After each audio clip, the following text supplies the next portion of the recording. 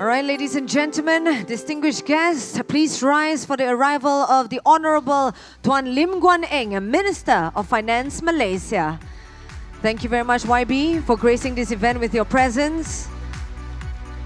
We truly appreciate your time despite your busy schedule.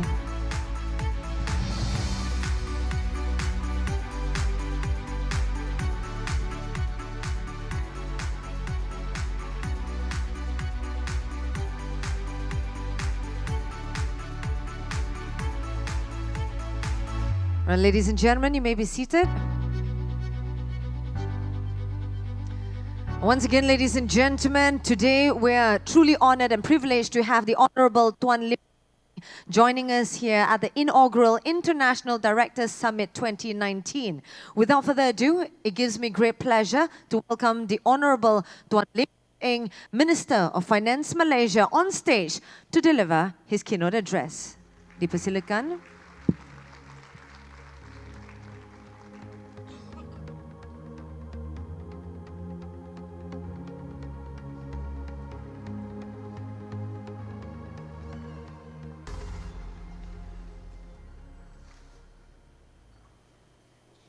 Yang berbahagia Tan Sri Zarina Anwar, the Chairman of Institute of Corporate Directors Malaysia, distinguished guests, speakers, ladies and gentlemen, selamat petang and salam harapan to everyone. First, thank you to the ICDM for inviting me to deliver the keynote address at this inaugural International Directors Summit 2019 on the topic, the Trust Compass, Resetting the Cost. All scandals have unfortunately put us in the global spotlight for the wrong reasons and eroded much of the trust in the government's ability to safeguard the interests of investors, businesses, and of course the rakyat in accordance with the rule of law. This trust deficit is alarming because a government that works cannot operate on a trust deficit. And the government is building public trust and delivering a corrupt-free administration through institutional reforms. One example how we are doing this is the implementation of a national anti-corruption plan to combat abuses within the administration. The Malaysian Anti-Corruption Commission and the National Audit Department has been strengthened, and amongst the two bodies which are critical in making our anti-corruption plan a success. But whilst we have these internal controls, what is more important is that we are able to establish a culture of integrity amongst the public servants. And if in the public and civil administration, that they can be compelled not to be involved in illegal activities, not because we are going to punish them, but because this culture of integrity ensures that they distance themselves from these illegal activities. Now, when you talk about integrity, it is not about how effective the anti-corruption mechanism is. Integrity works not when people are looking at you. Integrity works when you do the right thing, even when no one is looking at you. And the NACP framework imposes ethical practices throughout the administration by requiring ministries and agencies to develop an organizational anti-corruption plan. Now, this plan focuses on 6 key corruption-prone areas: political governance, public sector administration, public procurement, legal and judicial law enforcement, and corporate governance. Corruption is not only a public sector problem. The private sector is not immune from it. According to PwC, in its 2018 Global Economic Crime Survey, 41% of Malaysian respondents had suffered fraud or economic crime last year. This is up from 28% in 2016. The survey also found that 69% of the most impactful fraud suffered by organizations were committed by the organization's own members. Indeed, 32% of these frauds were perpetrated by senior management. The government is addressing corruption in the public and in the private domain. The new corporate liability provision in the MACC Act 2019 under Section 17A will be enforced come 1st of June 2020, whereby a commercial organization and its directors may be found liable for corrupt acts committed by any persons associated with the organization, including its employees. Reforms and anti-corruption measures by the government are improving the quality of governance in and out of the public sector. In the CLSA ACGA Corporate Governance Watch 2018 report, Malaysia went up from 7th to 4th out of 12 top Asia-Pacific economies. The publication cited concrete moves made by the current government to tackle endemic corruption as a cause for the improvement. Furthermore, the World Bank last week released the latest 2019 worldwide governance indicators that measure institutional quality of more than 200 countries. Malaysia is amongst the best improved countries in the WGI, especially in the areas of accountability, government effectiveness, rule of law, and anti-corruption. The worldwide governance indicators is an important index because it feeds directly into the credit rating agency's model that determines a country's sovereign credit ratings. Improvement in our institutional quality will assist Malaysia in keeping our sovereign credit ratings high at A3 or A- with a stable outlook. Indeed, one factor behind Malaysia's high rating is our commendable level of transparency that was absent in the past. Our institutional reforms are the bedrock of our economic resilience. Malaysia is among the few economies in the world that experience faster GDP growth in the second quarter relative to the previous one. Thanks to our strong performance in the first half of 2019, the government projects Malaysia's GDP growth to be at 4.7% for this year, before accelerating slightly to 4.8% next year. If 2018 and 2019 were the years we focused on cleaning up the government, 2020 is the year we go out and make the push to join the ranks of developed economies. Unfortunately, of course, our push for Vision 2020 was derailed by the previous excesses.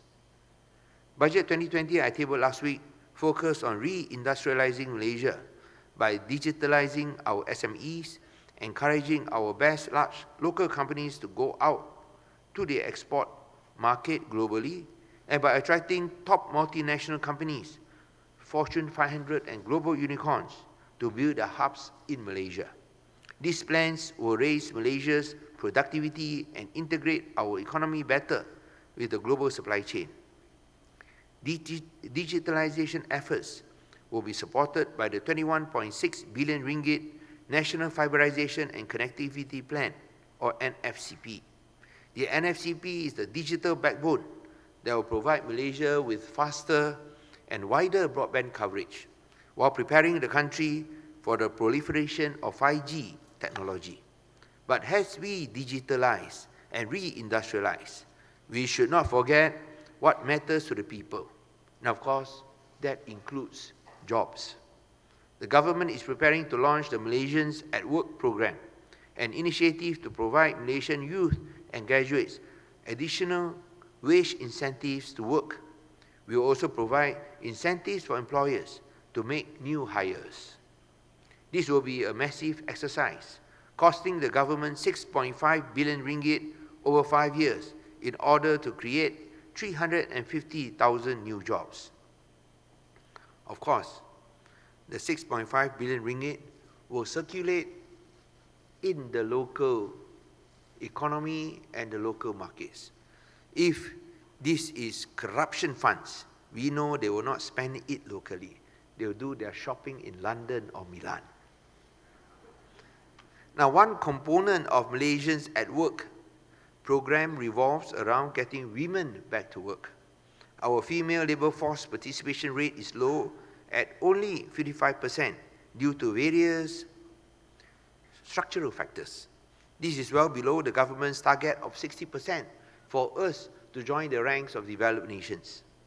The World Bank, in its recent report, also states that our income per capita could increase by as much as 26% if we eliminate all the barriers women face in the labour market.